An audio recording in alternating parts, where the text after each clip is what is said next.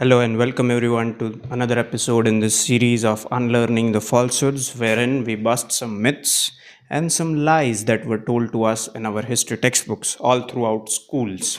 Okay. And one thing that I've realized so far while doing this series is that it goes way beyond. Like, I mean, if you keep digging, there are lies after lies after lies, and there is no end to it. There's no bottom to it. Okay. So the more you read multiple sources and other things, you'll realize that it's like it does not end. There is no bottom. There are lies over lies over lies over lies, and that is why I have not been able to decide like how many episodes are going to be there in this series.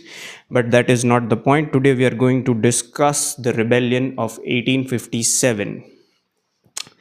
All right. So, first of all, let's recap what our school textbooks have taught us. All right. So, the rebellion of 1857 was the first rebellion. Wasn't exactly national because it was largely limited to the areas of the Hindi-speaking belt, as we know them today, the states of UP, Bihar, and all the northern parts. Yes. Okay. So, why exactly? Okay, the British were here since I would say 17th century. From 17th or the middle of the 18th century onwards, the British were here. Okay, and they were undertaking everything else, the revenue and all and whatnot. So why did it take this long for the natives to rise up in rebellion against the British? There are multiple theories, but largely our textbooks tell us that you know it was due to some greased cartridges and whatnot. And yes, that again is a half truth. Okay, it was this pent up aggression. It was this pent up this pent up adversarial spirit among the natives, that this Christian colonizer, because this is the watershed moment.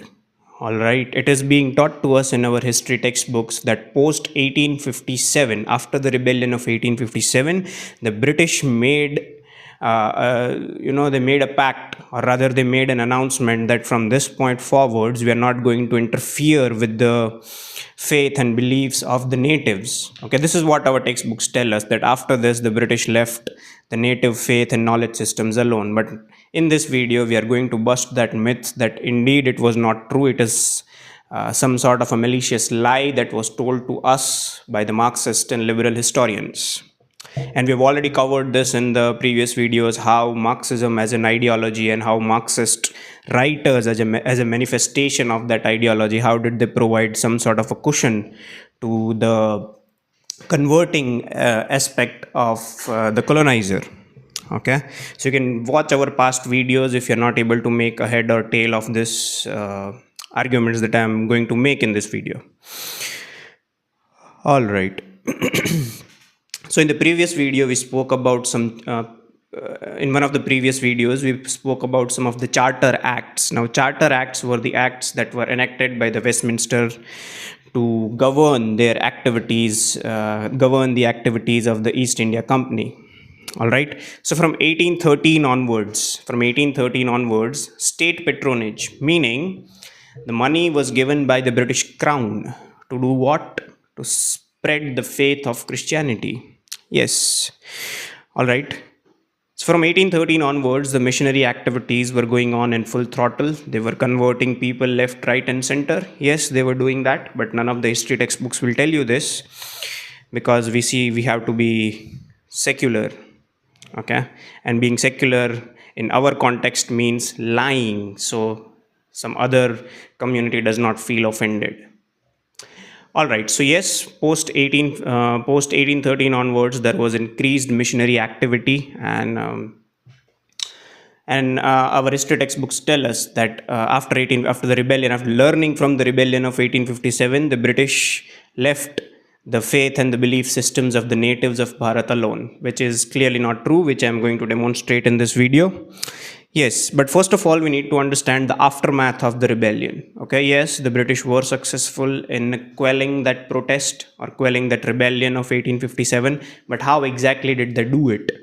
Okay, keep in mind they come over here with the ideas of morality, with the with the ideas of a civilized person, like they were the ones who were civilized and they were the ones who were civilized persons. So let me tell you how did the civilized person behave after the rebellion of 1857. Okay, innocent civilians were killed, massacred. The soldiers who were found guilty of mutiny, they were made to feed beef. All right, now this particular incident should tell you how conscious was the colonizer of their own faith. Okay, the war that was being fought was on the spiritual front. They wanted us to accept the gospel. And how could they force us to accept the gospel? By divorcing us from our own culture. Okay, so before killing the soldiers that were involved in the rebellion, what did they do? They force fed them beef, and they tied their heads to the cannons and fired those cannons. Okay, these were civilized Christians. Yes, so what they did even was there were some suspects of some villages. Okay, keep in mind we're talking about 1858. To this day, if you see, majority of the population of Bharat is concentrated in villages. And if you are a person who likes to travel to the countryside, you will know that these villages they exist in some of the hamlets. By hamlets, I mean one particular community will live in a certain concentrated area, then there will be some open land, then another community will live in a certain concentrated area, and that entire group of hamlets we call them as villages, and majority of our population stays in villages. Okay, now what the Brits did in 1858 was, whenever they had a suspicion that this particular village was involved in helping the rebellion grow or aiding and abetting the people who were carrying out that rebellion, they burned down their entire villages. Okay, the civilized and moral Christian colonizer burned down entire villages. Okay, there are also records of women being sexually harassed. Okay, so some sort of a morality the Christians had. All right. So again, this particular incident will obviously covered in the upcoming videos. But right now, for your reference, you can say that the Jallianwala Bagh, the massacre of Jallianwala Bagh, wasn't exactly something that happened out of the blue and it was exception. No, such events were taking place, although on a very small level, but they were making place. Indiscriminate firing and killing of civilians. All these things were taking place. It's only the Jallianwala Bagh that our textbooks highlight. Why? Because it is presented as an exceptional case. It wasn't an exception. There were multiple such cases that were perpetrated at the hands of the Christian colonizer, but we conveniently brush this under the carpet. Why? Because we need to secularize things. Okay, so from 1858 onwards, from 1858 onwards, the British had learned their lesson that you cannot outrightly be forthright in converting the native. You have to be very subtle. All right. Now here onwards, our history textbooks will tell us from 1858 onwards, the Britishers, the Christian colonizer, left the beliefs and the faiths of the natives alone. There was no interference, and hence from 58 onwards it was secular. But that is not the case. Okay, now I'm going to read some statements, that were made in the House of Lords in the Westminster Parliament. And one of the statements is by the Prime Minister of Britain in 1858. Okay, so this should tell you a lot, and this should give you a lot of insight into what exactly was going on inside the parliament before enacting that act. So the entire farcical idea of secularism that was sold to us, that is being sold to us right from 1858 onwards, it's actually a lie, a big fat lie. Okay, so first of all, we are going to start. Okay, this is after 1857, the rebellion of 1857, there came an act, the Government of India Act 1858. Now keep in mind, when I say India, it means Okay, or when the British, when they referred to a country named India, they referred to a land where the gospel of Christ has not spread. Okay, for them, India is a land where heathens live.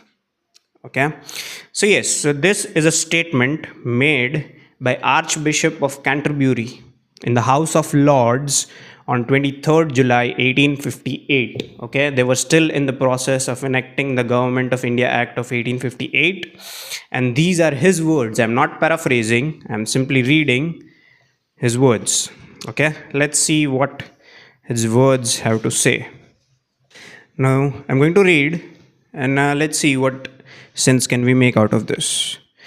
My lords, I venture to specify a few points which I trust will be hereafter observed in the administration of affairs in India. By India, they mean the land where heathens live. Okay. First, that no distinction of caste be any longer recognized. Okay. Secondly, that in all schools to which aid is given by the government, the Bible shall be read, not commented upon for its doctrines, but read for its facts. Okay, so there are two things you need to. Okay, I'll again repeat it. The part where I'm going to stress upon. Secondly, that in all schools to which aid is given by the government, the Bible shall be read, not commented upon for its doctrines, but read for its facts. Okay, so in essence, what they're telling is from 1858 onwards, in all the schools where government is providing funding which comes from the revenues of Bharat, in those schools, it should be compulsory to read the Bible. But you're not allowed to comment upon it. You're not allowed to criticize it. You're only supposed to read it for its factual value. Okay. All right. This is further in his own speech. This is the Archbishop of Canterbury speaking, not me. Okay. These are his exact words. Fourthly, the native converts to Christianity should be admitted to all employments, the duties of which they can adequately fulfill. Here, okay, keep in mind in the previous videos how we have learned they managed to divorce the priestly class from all the other three. So now that all the other three varnas were disanchored from the priestly class, who was the orifice of the nationhood, now they were directionless. They did not know in which direction to concentrate all their combined efforts. All right. So now what they were doing was from all the other three classes, they were converting. Okay. The native converts to Christianity should be admitted to all employments. Now the native who was converting, they were admitting them to the employment of the company. So you are getting what this phenomenon did. They incentivized conversion. So there was this narrative amongst the natives that if you convert, you will be admitted to the employment of the company. And what was the number one impediment in the facilitation of conversion? The priestly class, which they had already managed to divorce from the national discourse. Okay. In measure like these are again his words. In measures like these, there is nothing that ought to excite the suspicion of natives, nothing contrary to the most perfect toleration, nothing savoring of proselytism. It is merely an acknowledgement of the religion we ourselves profess. Okay. So there is a very subtle and very delicate way he has put it. This is what they call secularism, meaning the acknowledgement of the religion we ourselves profess. Okay, but since we are Christian, okay, we are obligated to convert others. Okay, this is inherent in their religion, and this is inherent in all the monotheistic traditions, that converting or forcing others to convert is an inherent part of the religion. Okay, now this is what is treated as secularism by the Marxist authors. Yep. Next is, this is Earl Granville. Okay, Earl Granville was the Prime Minister of UK in 1858. In 1858, when they were discussing the Government of India Act, which is deemed to be secular or the beginning of secularism by the Marxist authors. So let's see what Earl Granville had to say. These are his words. I'm quoting him verbatim. I'm not adding anything of my own. I'm not paraphrasing it. Okay. So these are his words. Let's look at what the Prime Minister of uh, UK had to say in 1858. All right. I think that it was most useful and important, most useful with regard to the influence which it will produce upon the opinions of people in this country. How shall we mold the opinions of this people, of these people? And most important, not only with respect to the temporal interest of the government in India, but as indicating the most advantageous system for the gradual spread of Christianity in that large kingdom. Okay, here they are talking about the idea of secularism, that we will not outrightly support Christianity, but we will do it implicitly by enacting some acts in English. Remember, okay, in one of our previous studios, I had made this bold claim that everything that is English, it has an inherent bias. This is the proof.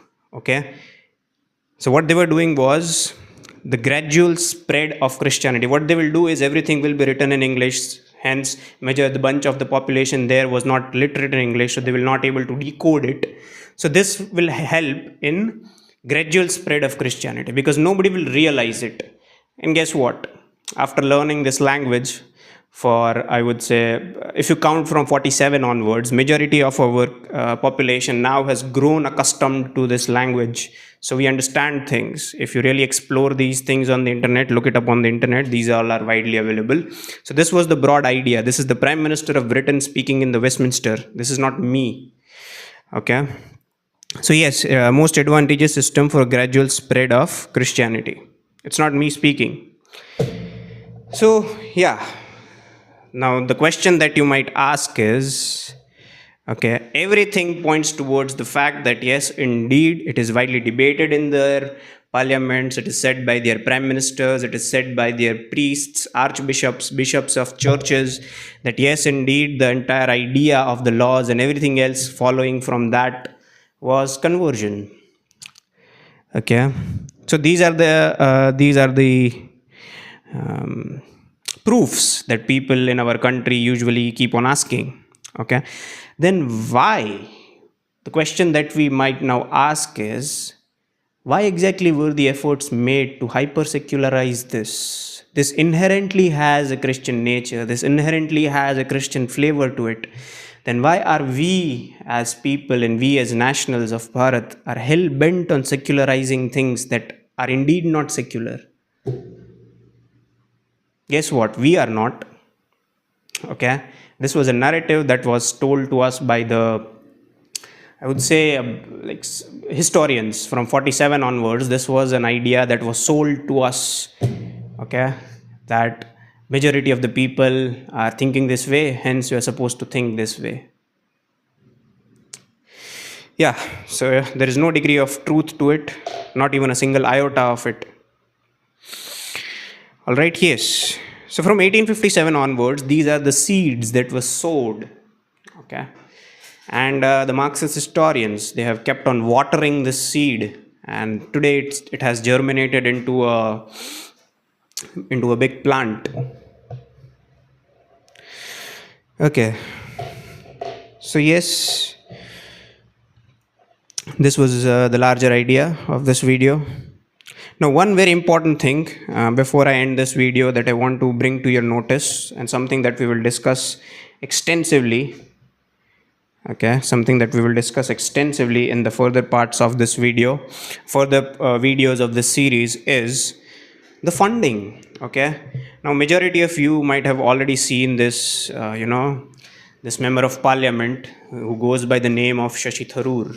Okay, he went to some Oxford thing and he made a grand speech over there. Okay, and he has said this multiple times in many of the interviews that have been telecasted on national television as well. He goes and says that we, the people of India, paid for our own depredations. That's true, yes. In what form?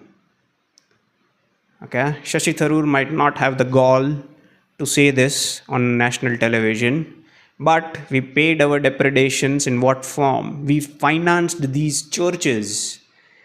Okay, the salaries and the upkeep and the money for their maintenance of these churches, where did that money come from? That money came from the revenues that were generated by the company. How did the company generate its revenue? By charging the farmers, okay, by manipulating the zamindari system. Yes, so we literally paid for our own conversion. All right, so this is what the civilized and the moral Christian colonizer was doing. And this is, you know, it is sold to us in the form of a revenue and a zamindari thing. No. All right, these taxes were used to finance the churches, to pay the bishops and all the other people who are in the employment of the church. Okay, and this further reinforced this idea. Okay, the natives who were converting, they would get a job in the church and they would get a handsome pay. Where was that pay coming from? The revenues generated by the company. So, yes, in a way, we have been misled and we have bought into this idea of the colonizer being secular, where indeed there was nothing secular about colonization. More about this in the further episodes of this series of Unlearning the Falsehoods. That's it for this video. Thank you for watching.